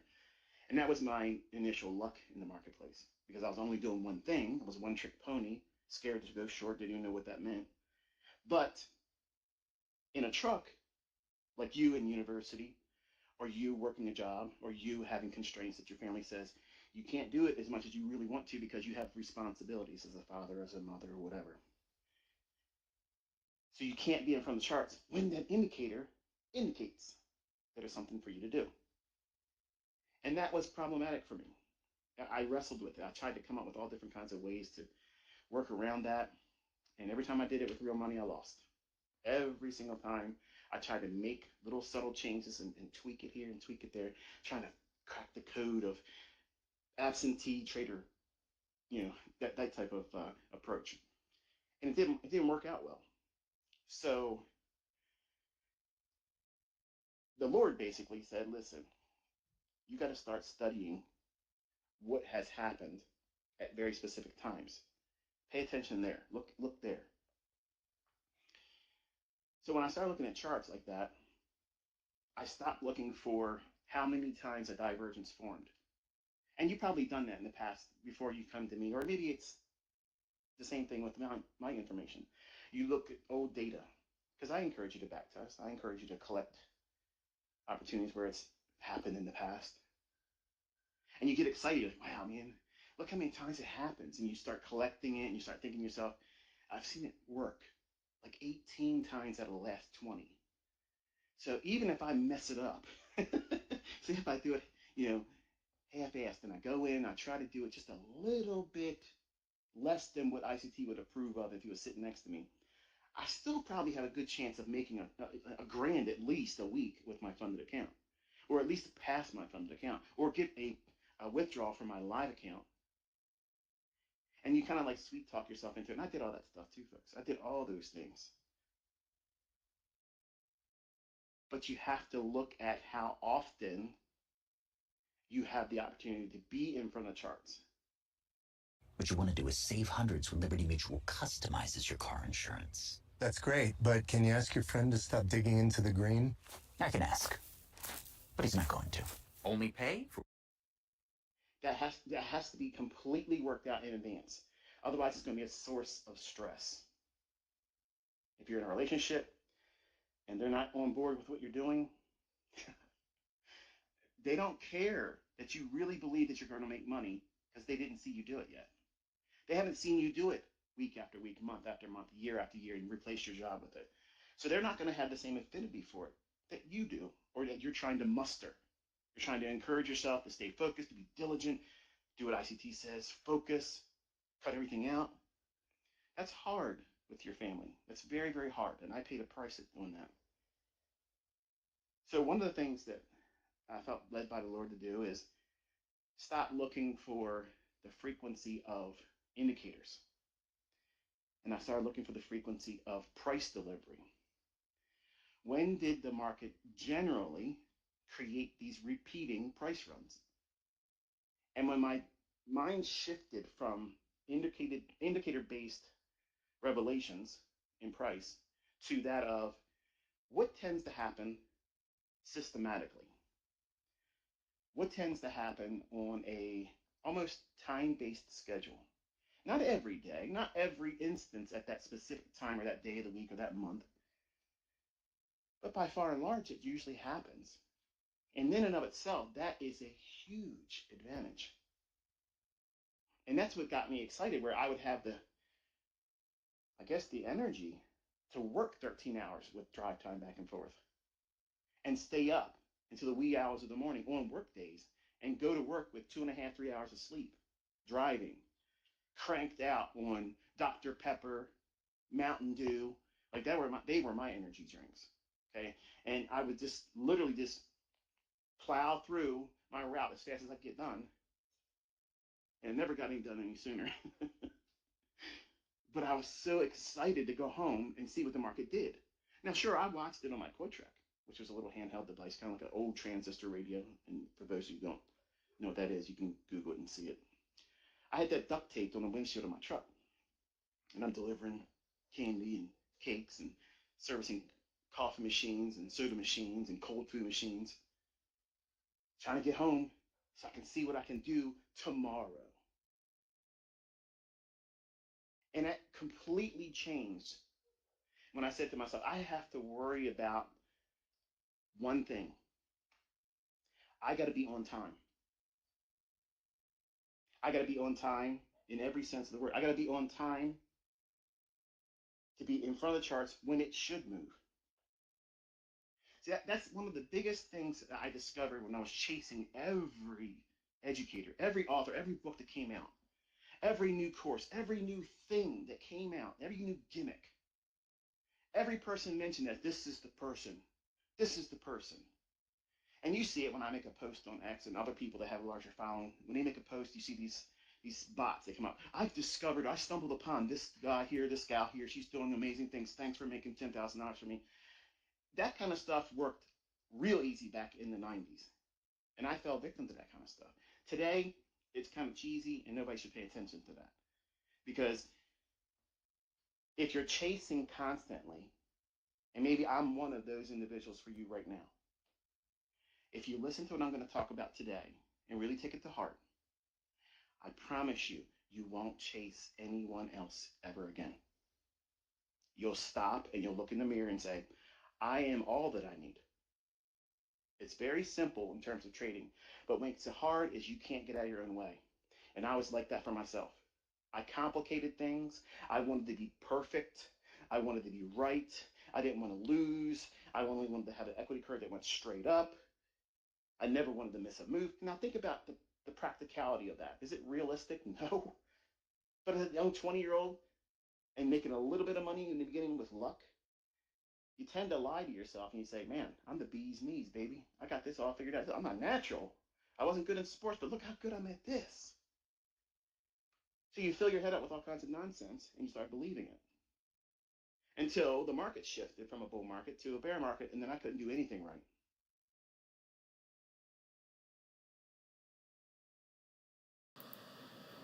Okay, that is where the contract rolled over.